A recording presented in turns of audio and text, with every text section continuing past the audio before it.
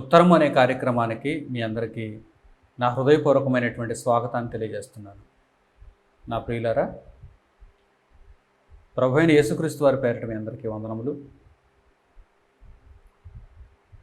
ఈరోజు నేను చెప్పబోయేటువంటి సమాధానం అబ్రహాము గారి యొక్క వయస్సు.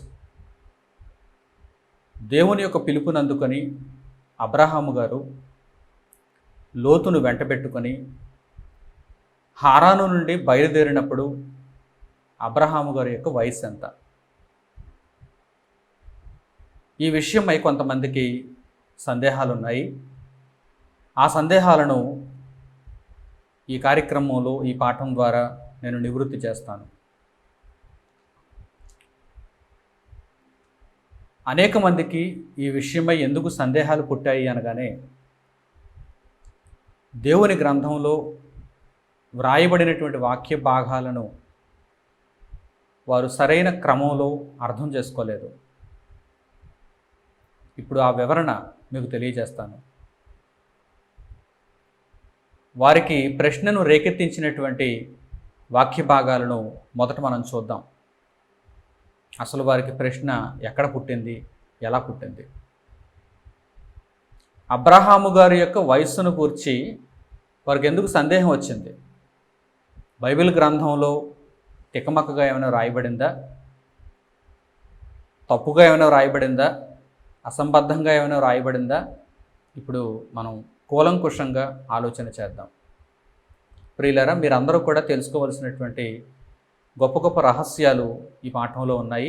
కనుక ఆద్యంతం చక్కగా జాగ్రత్తగా విని నేర్చుకోవాలని నేను కోరుకుంటున్నాను. ముందుగా పరిశుద్ధ గ్రంథాన్ని మీరు చెంతనే ఉంచుకోవాలి. మొట్టమొదట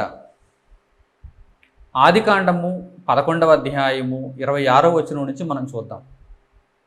ఆదికాండము 11వ అధ్యాయము 26వ వచనం నుంచి వ్రాయబడినటువంటి సంగతుల్లో అబ్రహాము గారి యొక్క తండ్రి అయిన తెరహు, ఆ తెరహు గారి యొక్క వంశావళి, ఆ తెరహు గారికి పుట్టినటువంటి పిల్లలు, వీరు ఎక్కడెక్కడికి ప్రయాణాలు చేశారు, తెరహు గారి యొక్క జీవితకాలం ఎంత, ఇవన్నీ కూడా మనకు కనిపిస్తున్నాయి. ఆదికాండం 11వ అధ్యాయం 26వ వచనం నుంచి ఈ సంగతులు మనకు కనిపిస్తున్నాయి. ఆదికాండము 12వ అధ్యాయం 1వ వచనం నుంచి దేవుడు అబ్రహాము గారికి దయచేసినటువంటి దర్శనం మనకు కనిపిస్తుంది. ఆదికాండము 12వ అధ్యాయము 4వ వచనంలో, ఆదికాండము 12వ అధ్యాయం 4వ వచనంలో అబ్రహాము గారు హారాను నుండి బయలుదేరినటువంటి కాలం, ఆ సమయంలో అబ్రహాము గారి యొక్క వయస్సు ఎంతో వ్రాయబడింది. అలాగే అపోస్తలుల కార్యములు 7వ అధ్యాయం 1వ వచనం నుంచి స్టెఫను గారు ఆనాడు ఇశ్రాయేలీల మధ్య, యూదుల మధ్య దేవుని వాక్యాన్ని ప్రచురించడం మనకు కనిపిస్తోంది. స్టెఫను గారు కూడా ఈ విషయాన్ని ప్రారంభిస్తున్నారు. అబ్రహాము గారు యొక్క తండ్రి తెరహు, అబ్రహాము గారికి దేవుడు ఇచ్చినటువంటి దర్శనం, దీనిని మరలా స్టెఫను గారు క్రొత్త నిబంధనలో ప్రారంభ శతాబ్దపు కాలంలో దేవుని వాక్య ప్రకటనను జరిగిస్తూ అక్కడ ప్రస్తావిస్తున్నారు. ఆ విషయం అపోస్తలుల కార్యములు 7వ అధ్యాయం 1వ వచనం నుంచి మనకు కనిపిస్తుంది. 4వ వచనంలో ఒక ముఖ్యమైనటువంటి ఆధారం కూడా మనకు లభిస్తుంది. ప్రియులారా, ఆదికాండము 11వ అధ్యాయం 26వ వచనం నుంచి, ఆదికాండము 12వ అధ్యాయం 4వ వచనం మరియు అపోస్తలుల కార్యములు 7వ అధ్యాయం 4వ వచనం, వీటిని చదువుతున్నప్పుడు కొందరు పొరపాటు పడ్డారు. ఒక చోట ఒక విధంగా వ్రాయబడింది, మరో చోట మరో విధంగా వ్రాయబడింది అని అబ్రహాము గారి యొక్క వయస్సును గూర్చి వారు సందేహిస్తున్నారు. ఆ సందేహానికి ఇప్పుడు నేను సమాధానం తెలియజేయబోతున్నాను. కనుక చక్కగా మీరంతా కూడా నేర్చుకోవాలని నేను కోరుకుంటున్నాను. ముందుగా ఆదికాండము 11వ అధ్యాయము 26వ వచనం నుంచి మనం చూద్దాం. పరిశుద్ధ గ్రంథమును తెరచి ఆదికాండము 11వ అధ్యాయము 26వ వచనం నుంచి చూడండి. తెరహు 70 ఏండ్లు బ్రతికి అబ్రామును, నాహోరును, హారానును కనెను. తెరహు వంశావళి ఇది. తెరహు అబ్రామును, నాహోరును, హారానును కనెను. హారాను లోతును కనెను. హారాను తాను పుట్టిన దేశమందలి కల్దీయుల ఊరను పట్టణములో తన తండ్రి అయిన తెరహు కంటే ముందుగా మృతి పొందెను. అబ్రామును, నాహోరును వివాహము చేసుకొనిరి. అబ్రాము భార్య పేరు సారయి, నాహోరు భార్య పేరు మిల్కా. ఆమె మిల్కాకును ఇస్కాకును తండ్రి అయిన హారాను కుమార్తె. సారయి గొడ్రాలయ్యుండెను, ఆమెకు సంతానము లేదు.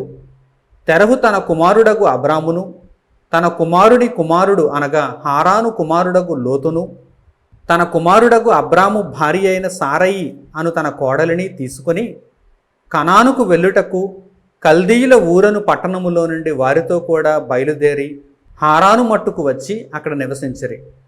తెరహు బ్రతికిన దినములు 205 ఏండ్లు. తెరహు హారానులో మృతి పొందెను. ప్రియులారా, వ్రాయబడినటువంటి మనం చదివినటువంటి ఈ వాక్య భాగమును చక్కగా మీరు ఆలోచన చేయగలిగితే,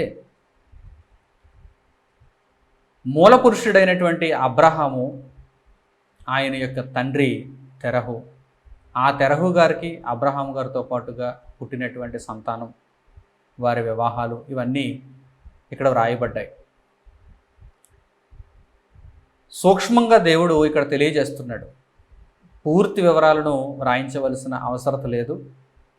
ఎంతవరకు మానవ జాతికి తెలియాలో అంతవరకే దేవుడు వ్రాయించాడు. ఏ విషయాలనైతే భవిష్యత్తుకు అవసరమైనవిగా దేవుడు భావించాడో, మానవుల ఆత్మలను రక్షించుకోవటానికి ఏ విషయాలైతే అవసరమైనవిగా కనిపిస్తాయో వాటిని మాత్రమే దేవుడు పొందుపరిచాడు. ఆ పొందుపరిచినటువంటి విషయాలను చక్కగా మీరు ఆలోచన చేయండి. అబ్రహాము గారి యొక్క తండ్రి తెరహు. తెరహు గారికి సంతానం. తెరహు గారికి సంతానం ఎంతమంది? అబ్రాము, నాహోరు, హారాను, ముగ్గురు సంతానం. వ్రాయబడిన మాటల ప్రకారం మనం చూడగలిగితే ముగ్గురు సంతానం. తెరహు సంతానమును కనేటప్పటికీ ఆయన వయస్సు 70 ఏండ్లు, 70 సంవత్సరాలు. తెరహు బ్రతికిన కాలం ఎంత? 205 ఏండ్లు. తెరహు బ్రతికిన కాలం 205 ఏండ్లు. తెరహుకు పిల్లలు ఎప్పుడు పుట్టారు?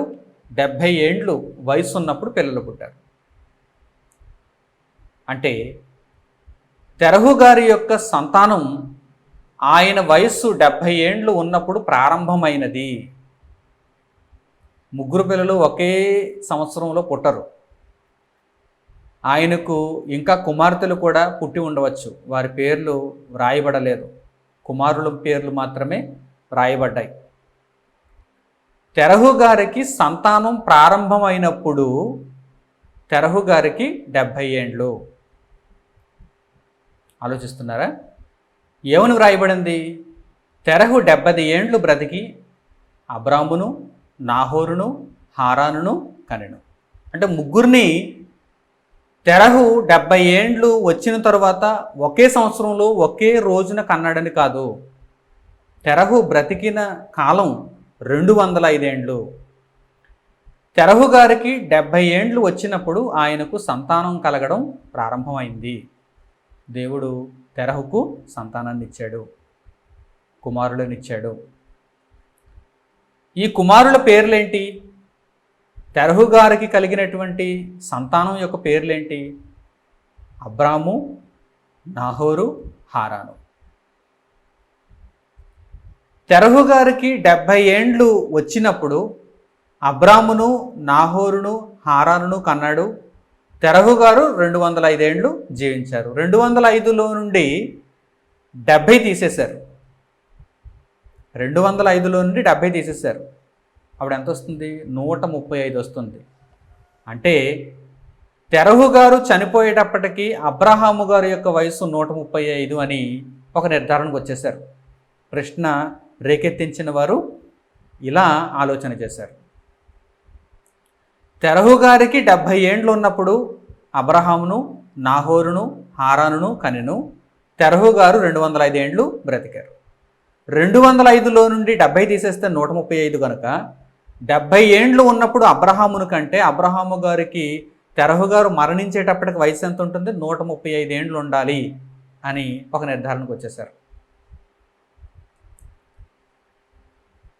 అబ్రహాము గారికి తెరహు గారు మరణించినప్పుడు, అంటే తన తండ్రి మరణించినప్పుడు హారానులో 135 ఏండ్లు ఉంటే, మరి ఆదికాండము 12వ అధ్యాయము 4వ వచనంలో రాయబడిన మాట సంగతి ఏంటి అని వారు అడుగుతున్నారు. ఇంతకీ అక్కడ ఏమని రాయబడిందో చూద్దాం. ఆదికాండము 12వ అధ్యాయము 4వ వచనాన్ని ఇప్పుడు చూడండి. ఆదికాండము 12వ అధ్యాయము 4వ వచనం. యెహోవా అతనితో చెప్పిన ప్రకారము అబ్రాము వెళ్ళెను, లోతు అతనితో కూడా వెళ్ళెను. అబ్రాము హారాను నుండి బయలుదేరినప్పుడు 75 ఏండ్ల ఈడు గలవాడు. తెరహు గారు చనిపోయినప్పుడు అబ్రహాము గారి యొక్క వయస్సు 135 ఏండ్లు అనుకుంటే, మరి అబ్రహాము హారాను నుండి లోతును వెంటబెట్టుకుని బయలుదేరినప్పుడు, దేవుడు చూపించిన కనాను దేశమునకు బయలుదేరినప్పుడు 75 ఏండ్ల ఈడు గలవాడును రాయబడింది ఏంటి? 75 నిజమా, 135 నిజమా అని ప్రశ్న వేస్తున్నారు. 75 నిజం, 135 అబద్ధం. ప్రాథమికంగా కొన్ని ఆధారాలను తెలియజేస్తాను, ఆ తర్వాత కూలంకుషంగా మనం నేర్చుకుందాం. అబ్రహాము గారు హారాను నుండి లోతును వెంటబెట్టుకొని బయలుదేరినప్పుడు, అబ్రహాము గారు తెరహు గారు మరణించిన తర్వాత హారాను నుండి బయలుదేరినప్పుడు అబ్రహాము గారి యొక్క వయసు ఖచ్చితంగా 75 సంవత్సరాలు. ఆ తర్వాత అబ్రహాము గారు హాగరుతో పోయినప్పుడు ఇష్మాయేలును కన్నారు. ఇష్మాయేలును కన్నప్పుడు అబ్రహాము గారి యొక్క వయస్సు 86 సంవత్సరాలు. అబ్రహాము గారి యొక్క వయసు ముందే 135 సంవత్సరాలు అయితే తర్వాత 86 సంవత్సరాలు ఎందుకు రాయబడుతుంది? కనుక అబ్రహాము గారు హారాను నుండి బయలుదేరినప్పుడు 75 సంవత్సరాలు, ఆ తర్వాత ఆయన ఇష్మాయేలును కన్నప్పుడు ఆయనకు 86 సంవత్సరాలు. అలాగే వాగ్దాన పుత్రుడైనటువంటి ఇస్సాకును కనినప్పుడు అబ్రహాము గారి యొక్క వయస్సు 100 ఏళ్ళు. 100 ఏళ్ళు. అబ్రహాము గారు హారాను నుండి బయలుదేరినప్పుడు 135 ఏళ్ళు ఆయనకుంటే, ఆ తర్వాత ఇష్మాయేలును కని ఆ తర్వాత ఇస్సాకును కన్నప్పుడు ఆయన వయస్సు 100 ఏళ్ళు ఎలా అవుతుంది? కనుక ఆయన హారాను నుండి బయలుదేరినప్పుడు ఆయన వయసు 75, తర్వాత ఇష్మాయేలును కన్నప్పుడు ఆయన వయసు 86, ఇస్సాకును కన్నప్పుడు ఆయన వయస్సు 100 ఏళ్ళు. ఆ తర్వాత అబ్రహాము గారి యొక్క భార్య శారయి మరణించింది, తర్వాత సారాగా పిలువబడింది. అబ్రహాము గారి యొక్క భార్య సారా మరణించినప్పుడు అబ్రహాము గారి యొక్క వయస్సు 137 సంవత్సరాలు. 137 సంవత్సరాలు. 135 ఏళ్ళప్పుడు హారాను నుండి బయలుదేరితే 2 ఏళ్లకే సారా చనిపోయిందా? లేదు కదా. తర్వాత ఇష్మాయేలును కనడం, తర్వాత ఇస్సాకును కనడం, ఆ తర్వాత శారా మరణించింది. అంటే అబ్రహాము గారు హారాను నుండి బయలుదేరినప్పుడు అబ్రహాము గారి యొక్క వయస్సు 75 ఏళ్ళే. ఇష్మాయేలును కన్నప్పుడు 86, ఇస్సాకును కన్నప్పుడు 100, శారా మరణించినప్పుడు 137 సంవత్సరాలు. ఇక అబ్రహాము గారు జీవించిన కాలం 175 ఏళ్ళు. 175 ఏళ్ళు. 75 ఏళ్ళప్పుడు ఆయన హారాను నుండి బయలుదేరారు. 100 ఏళ్ళు ఈయన కనానుకు ప్రయాణించి అక్కడ నివసించి తర్వాత నిద్రించారు. అయితే 135 ఏళ్ళు అని వీరికి సందేహం ఎందుకు వచ్చింది? కూలంకుషంగా మీకు వివరిస్తానన్నాను కదా. ప్రాథమికంగా ఇప్పటి వరకు మీరు తెలుసుకున్నారు. పరిశుద్ధ గ్రంథంలో వ్రాయబడిన తరువాతి ఆధారాలను బట్టి అబ్రహాము గారు బయలుదేరినప్పుడు ఆయన వయసు ఖచ్చితంగా 75 ఏళ్ళేనని స్పష్టంగా వ్రాయబడిన దాన్ని బట్టి, ఇష్మాయేలు ఇస్సాకులు పుట్టినప్పుడు అబ్రహాము గారి యొక్క వయస్సును బట్టి, శారా నిద్రించినప్పుడు అబ్రహాము గారి యొక్క వయస్సును బట్టి, అబ్రహాము గారు నిద్రించినప్పుడు అబ్రహాము గారి యొక్క వయస్సును బట్టి, అబ్రహాము గారు హారాను నుండి బయలుదేరినప్పుడు ఆయన వయసు ఖచ్చితంగా 75 ఏళ్ళేనని ఒక స్పష్టత వస్తుంది. అయితే కొంతమందికి సందేహం ఎందుకు వచ్చింది అనగానే వారు పైన చదవబడినటువంటి వాక్య భాగం ఒక దానిని విశ్లేషించామనుకుంటున్నారు. దానిని పట్టుకున్నాం అనుకుంటున్నారు. ఆదికాండము 11వ అధ్యాయం 26వ వచనం నుంచి ఏమని రాయబడింది? తెరహు గారు 70 ఏండ్లు బ్రతికి 70 సంవత్సరాలు భూమి మీద జీవించి అబ్రామును, నాహోరును, హారానును కనెను అని రాయబడింది కదా. తెరహు గారికి 70 ఏళ్ళు ఉన్నప్పుడు అబ్రహాము గారు పుడితే, తెరహు గారు మరణించినప్పుడు 205 ఏండ్లు తెరహు గారికి ఉంటే, 205లో నుండి 70 తీసేస్తే 135 ఏళ్ళు అబ్రహాము గారికి ఉంటాయి కదా. కనుక అబ్రహాము గారు తెరహు మరణించిన తర్వాత హారాను నుండి బయలుదేరినప్పుడు అబ్రహాము గారికి 135 ఏళ్ళు ఉండాలి కదా అని వారు అడుగుతున్నారు. ప్రియులారా, ఇక్కడ అసలు విషయం ఏంటంటే, తెరహు గారు 70 ఏండ్లు బ్రతికి సంతానాన్ని పొందారు. ఎవరిని మొట్టమొదట కన్నారు అనేది అక్కడ వ్రాయబడలేదు. ఆ వరుసను వారు పుట్టినటువంటి వరుసగా మీరు తీసుకోకూడదు, ప్రాధాన్యత వరుసగా తీసుకోవాలి. ఏ వరుస? తెరహు గారు 70 ఏండ్లు బ్రతికి అబ్రహామును, నాహోరును, హారానును కనెను అనే మాట వ్రాయబడినప్పుడు ఆ వరుస క్రమం వారు పుట్టిన వరుస క్రమం కాదు, ప్రాధాన్యత వరుస క్రమం. ఎవరికి ప్రాధాన్యత ఉంది? తెరహు గారి సంతానంలో ఎవరు గొప్పవారు, ఎవరికి ప్రాధాన్యత ఉంది? అబ్రహాము గారికి ప్రాధాన్యత ఉందా? నాహోరుకు ప్రాధాన్యత ఉందా? హారానుకు ప్రాధాన్యత ఉందా? అబ్రహాము గారికి ప్రాధాన్యత ఉంది. దర్శనం ఎవరు పొందారు? దేవుడు ఎవరిని నిర్ణయించుకున్నాడు? ఎవరి గర్భంలో నుండి యేసుక్రీస్తు ప్రభు రావాలి? అబ్రహాము. అనేక మందికి తండ్రి అబ్రహాము. ప్రియులారా, ప్రాధాన్యత క్రమాన్ని చూచి పుట్టిన క్రమం అనుకున్నారు చాలామంది. అందువలననే అబ్రహాము గారి యొక్క వయసు 135 ఏండ్లు అనుకున్నారు. కానీ కాదు. తెరహు గారు 70 ఏండ్లు బ్రతికి సంతానాన్ని పొందారు. ఈ సంతానంలో మొదట పుట్టింది ఎవరు అనగానే హారాను అయి ఉండొచ్చు కదా. హారాను అయి ఉండొచ్చు కదా. ఎందుకంటే హారాను పుట్టాడు. హారానుకు మరలా పిల్లలు సంతానం కలిగారు. ఆ సంతానంలో లోతున్నాడు. హారాను యొక్క సంతానంలో లోతున్నాడు. లోతు పెద్దవాడయ్యాడు. హారాను తన తండ్రి కంటే ముందుగా మృతి పొందాడు. హారానుకు స్త్రీలు కూడా బిడ్డలుగా పుట్టారు. ఆమె మిల్కాకును, ఇస్కాకును తండ్రి అయిన హారాను కుమార్తె అని సారైను గూర్చి వ్రాయబడింది. అంటే హారాను యొక్క కుమారుడు లోతైతే హారాను యొక్క కుమార్తెలు సారై, మిల్కా, ఇస్కా. కనుక హారాను వీరందరిలో పెద్దవాడు. హారాను వయస్సును బట్టి వీరందరిలో పెద్దవాడు. అబ్రహాము కంటే, నాహోరు కంటే ముందుగా పుట్టినవాడు. మరి చివరిని ఎందుకు రాయబడ్డాడు? ముందుగా చనిపోయాడు కనుక. ప్రాధాన్యత లేదు కనుక చివరిని వ్రాయబడింది. ఆ మాట చివరిని వ్రాయబడింది. ఆ పేరు చివరిని వ్రాయబడింది.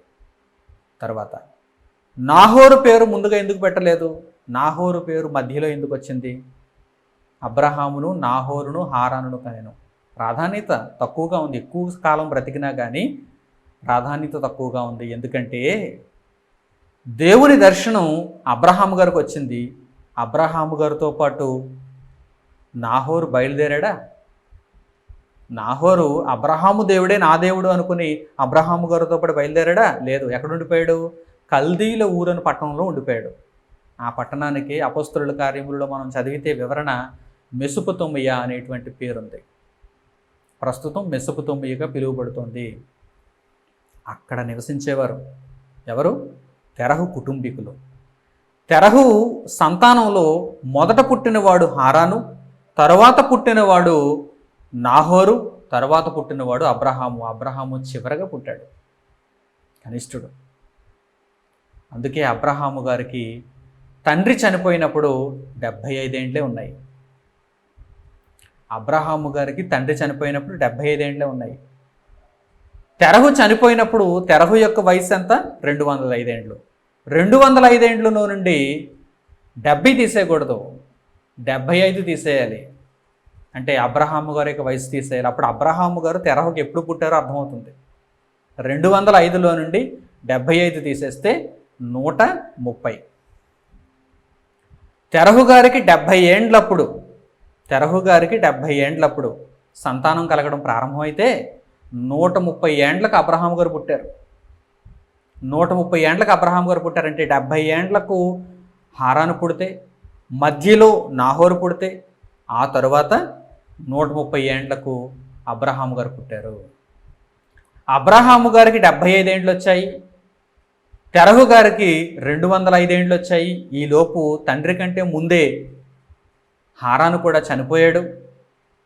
వీరు మెసొపొతేమియాను విడిచిపెట్టి హారాను మట్టుకు వచ్చారు. హారాను మట్టుకు వచ్చారంటే హారాను అప్పటికే చనిపోయాడు కదా. మరి హారాను మట్టుకు అంటే ఆ ఊరికి పేరు హారాన్ ఎలా వచ్చింది? ఆ తర్వాత హారాన్ అని ఆ ఊరిని పిలిచారు. గ్రంథకర్త ఆ మాటలను రాసేటప్పటికీ ఆ ఊరి పేరు హారాను కనుక ఆ ప్రాంతం మట్టుకు వచ్చారు కనుక ఆ ప్రాంతాన్ని ప్రస్తుతం హారాన్ పిలుస్తున్నారు కనుక హారాను మట్టుకు వచ్చారు. హారానులో నివసించారు తెరహు, అబ్రహాము, లోతు, అలాగే వీరి భార్యలు. ప్రియులారా, చక్కగా మీరు ఆలోచన చేయాలి. ఇక నాహోరు రాలేదు, తండ్రితో పాటు రాలేదు, అబ్రహాముతో పాటు రాలేదు. ఎక్కడ ఉండిపోయాడు? కల్దీల ఊరిని పట్టణంలో ఉండిపోయాడు, అంటే మెసొపొతేమియాలో ఉండిపోయాడు. తెరహు హారాను మరణించిన తరువాత అబ్రహామును, లోతును, మిగిలిన స్త్రీలను వెంటబెట్టుకొని, తన కుటుంబాన్ని వెంటబెట్టుకొని నాహోరును అక్కడే విడిచిపెట్టి, అతడు ఉండిపోతానన్నాడు కనుక అతన్ని విడిచిపెట్టి తెరహు వచ్చేశాడు. హారాను మట్టుకు వచ్చాడు, అక్కడ నివసించాడు. హారానులోనే తెరహు మృతి చెందాడు. తండ్రి మృతి చెందిన తర్వాత అబ్రహాము గారి యొక్క వయసు 75 ఏండ్లు. దేవుని యొక్క దర్శనాన్ని బట్టి దేవుడు ముందుగా చెప్పాడు. ఆ దర్శనాన్ని బట్టి సమయం ఆసన్నమైంది. అబ్రహాము గారు లోతును వెంటబెట్టుకుని తన భార్యను అలాగే మిగిలిన పనివారిని, స్త్రీలను వెంటబెట్టుకుని కనానుకు బయలుదేరాడు. కనుక 12వ అధ్యాయం ఆదికాండం 4వ వచనంలో అబ్రహాము గారికి 75 ఏండ్లు వచ్చినప్పుడు హారాను నుండి ఆయన బయలుదేరారని రాయబడింది. ఇప్పుడు అపొస్తలుల కార్యములు 7వ అధ్యాయంలో కూడా మీరు చూడండి, చక్కగా మీకు అర్థమవుతుంది. అపొస్తలుల కార్యములు 7వ అధ్యాయం 1వ వచనం నుంచి స్టెఫను గారి యొక్క వాక్య ప్రకటన ఉంది. ఇక్కడ విషయాలను మరలా ఆయన క్రొత్త నిబంధనలో ప్రారంభ శతాబ్దంలో సువార్త ప్రకటనలో ప్రస్తావిస్తున్నారు. ఇప్పుడు వాటిని చూద్దాం. అపొస్తలుల కార్యములు 7వ అధ్యాయం 1వ వచనం నుంచి. ప్రధాన యాజకుడు ఈ మాటలు నిజమేనా అని అడిగాను. అందుకు స్టెఫను చెప్పినదేమనగా, సహోదరులారా, తండ్రులారా, వినుడి. మన పితరుడైన అబ్రహాము హారానులో కాపురం ఉండక మునుపు మెసొపొతేమియాలో ఉన్నప్పుడు మహిమగల దేవుడు అతనికి ప్రత్యక్షమై, నీవు నీ దేశమును నీ స్వజనమును విడిచి బయలుదేరి నేను నీకు చూపింపబోవు దేశమునకు రమ్మని అతనితో చెప్పాను. అప్పుడు అతడు కల్దీయుల దేశమును విడిచిపోయి హారానులో కాపురం ఉండెను. అతని తండ్రి చనిపోయిన తరువాత అక్కడ నుండి మీరిప్పుడు కాపురం ఉన్న ఈ దేశముందు నివసించుటకై దేవుడు అతని తీసుకుని వచ్చాను. ప్రియులారా, ఆలోచన చేస్తున్నారా? స్టెఫను గారు దేవుని వాక్యాన్ని వివరిస్తున్నారు, ప్రకటిస్తున్నారు. అప్పుడు ఇదే విషయాన్ని ఆయన ప్రస్తావిస్తున్నారు. అబ్రహాము గారు మెసొపొతేమియాలో ఉన్నప్పుడే సర్వశక్తుని యొక్క వాక్యము దర్శనము రూపంలో ఆయనకు కలిగింది. నీవు నీ దేశమును నీ స్వజనమును విడిచిపెట్టి నేను నీకు చూపింపబో దేశమునకు నువ్వు వెళ్ళాలి. అంటే కల్దీయుల ఊరను, ఈ పట్టణమును నీవు విడిచిపెట్టి బయలుదేరాలి, మెసొపొతేమియాను నువ్వు విడిచిపెట్టి బయలుదేరాలి అన్నప్పుడు వారు బయలుదేరారు. ఎక్కడికి వెళ్ళారు? తన తండ్రితో పాటుగా హారాను మట్టుకు వచ్చి అక్కడ నివసించారు కొంతకాలం. కనానుకి ఇంకా వెళ్ళలేదు, హారాను మట్టుకు వచ్చారు, అక్కడ నివసించారు. తండ్రి తెరహు 205 ఏండ్లు బ్రతికి చనిపోయాడు. తండ్రి చనిపోయిన తర్వాత అబ్రహాము గారు 75 ఏళ్ల వయస్సు కలిగిన వారై లోతును వెంటబెట్టుకుని కనాను దేశానికి ప్రయాణం అయ్యారు. ఇది అసలైనటువంటి విషయం. అయితే అబ్రహాము గారి యొక్క వయస్సు 75 కాదు, 135 ఏమో. 135 కావచ్చు, 75 కావచ్చు, 2 విధాలుగా రాయబడింది ఏంటి అని కొంతమందికి ప్రశ్న వచ్చింది కదా. ఎందుకు వచ్చింది? ఇంతకీ 135 ఏండ్లు అని ఎక్కడా రాయబడలేదు. వీరి యొక్క ఊహ అంతే, మనుషుల ఊహ ఇదంతా. ఆ ఊహ ఎలా కలిగి ఉన్నారో తెలుసా? దేనిని బట్టి కలిగి ఉన్నారో తెలుసా? తెరహు గారు 70 ఏండ్లు బ్రతికి అబ్రామును, నాహోరును, హారానును కనెను అని వ్రాయబడింది కనుక తెరహు గారు 70 ఏండ్లు వయసు ఉన్నప్పుడు అబ్రహామును మొదట కని ఉన్నారు అని వారు అనుకున్నారు, ఎజంప్షన్. కానీ కాదు, అక్కడ రాయబడినది ప్రాధాన్యత క్రమం. పరిశుద్ధ గ్రంథంలో ప్రాధాన్యత ఎవరికి ఉంది? చివరి వరకు ఎవరు కనిపిస్తున్నారు? అబ్రహాం గారు కనిపిస్తున్నారు. నాహోరు కనిపిస్తున్నాడా? హారాన్ కనిపిస్తున్నాడా?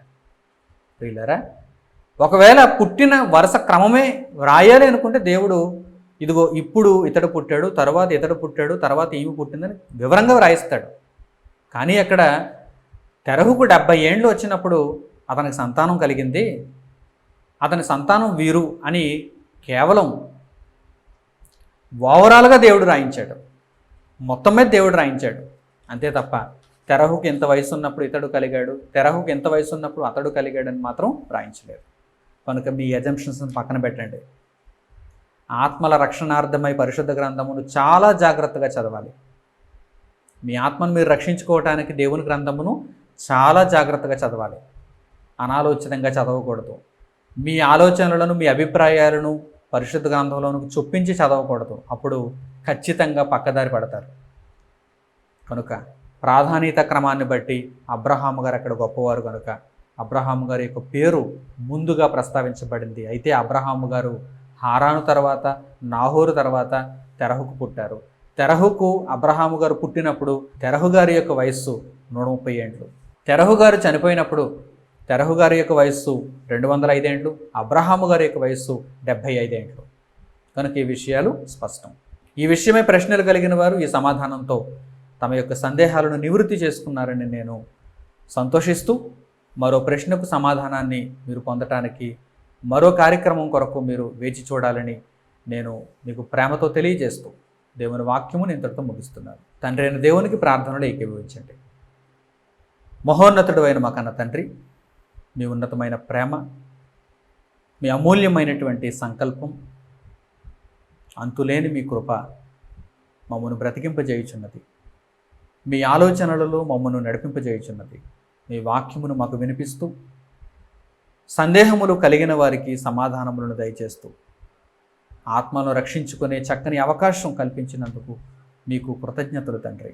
మీ కుమారుడైన యేసుక్రీస్తు ప్రభువు ద్వారా ప్రతి ఒక్కరూ రక్షణ మార్గంలోనికి వచ్చేటట్లుగా ఈ మీ మాటలు అనేక మంది హృదయాలను తట్టి లేపి పరిశుద్ధ గ్రంథపు వెలుగులో వారిని నడిపింపచేయగలుగుటకు సహాయం చేయండి. నాయన, మీ ఆత్మ ప్రేరణ చేత మీరు దయచేస్తున్నటువంటి సమస్త సద్విషయముల కొరకు మీకు కృతజ్ఞతలు తెలియజేస్తూ, మీరు పలికించిన ప్రతి మాట ప్రకారం మేము ప్రవర్తించుటకు తగిన జ్ఞానము కలిగిన వారమై ఉండగలుగుటకు మాకు సహాయం చేయమని మిమ్మల్ని వేడుకుంటూ, నాయన మీ కృపలు మమ్మను భద్రం చేయించినందుకు మీకు స్తుతులు స్తోత్రములు చెల్లిస్తూ మా ప్రార్థనా విన్నపములను ప్రభువును రక్షకుడు నేను యేసుక్రీస్తు వారి పేరిట మిమ్మల్ని అడుగుచున్నాము తండ్రి. ఆమేన్. ప్రియులైన సహోదరి సహోదరులారా, మీరు ఇంతవరకు ఉత్తరము అనేటువంటి కార్యక్రమం ద్వారా మానవాళికి కలిగేటువంటి ప్రశ్నలకు పరిశుద్ధ గ్రంథం నుండి సమాధానాలను వింటున్నారు. ఈ కార్యక్రమం ప్రతి మంగళవారం సాయంత్రం 7 గంటలకు యూట్యూబ్లో సన్ ఆఫ్ గాడ్ ఆన్లైన్ అనేటువంటి ఛానల్లో ప్రసారం అవుతుంది. ప్రతిరోజు ఒక వినూత్నమైనటువంటి కార్యక్రమం ఈ ఛానల్లో ఇదే సమయానికి ప్రసారం అవుతుంది కనుక తప్పకుండా మీరు వీక్షిస్తూ దేవుని జ్ఞానమును నేర్చుకుంటూ అనేక మందికి ఈ కార్యక్రమాలను పరిచయం చేయాలని నేను మీకు తెలియజేస్తున్నాను. మరిన్ని వివరాలకు మా అధికారిక వెబ్సైట్ www.christchurch.rc అనేటువంటి వెబ్సైట్ను సందర్శించండి. ప్రకటనలు సమాప్తం. మన తండ్రి అయిన దేవుని ప్రేమ, ఆయన కుమారుడైన యేసుక్రీస్తు వారి కృప, పరిశుద్ధాత్మ యొక్క అన్యోన్య సహవాసము మనందరికీ సదాకాలంతో నడిపించునుగాక. ఆమేన్. అందరికీ వందనములు. సెలవు.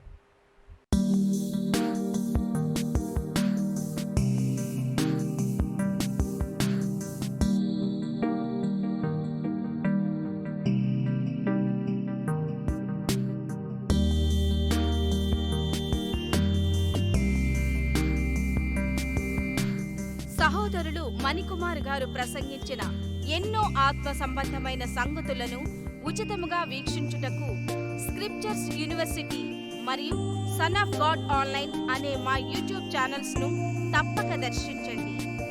మా సమాచారమును ఎప్పటికప్పుడు తెలుసుకొని ఆత్మీయాభివృద్ధి నొందవలనంటే స్క్రిప్చర్స్ యూనివర్సిటీ మరియు సన్ ఆఫ్ గాడ్ ఆన్లైన్ అనే మా యూట్యూబ్ ఛానల్స్ ను సబ్స్క్రైబ్ చేసుకోండి.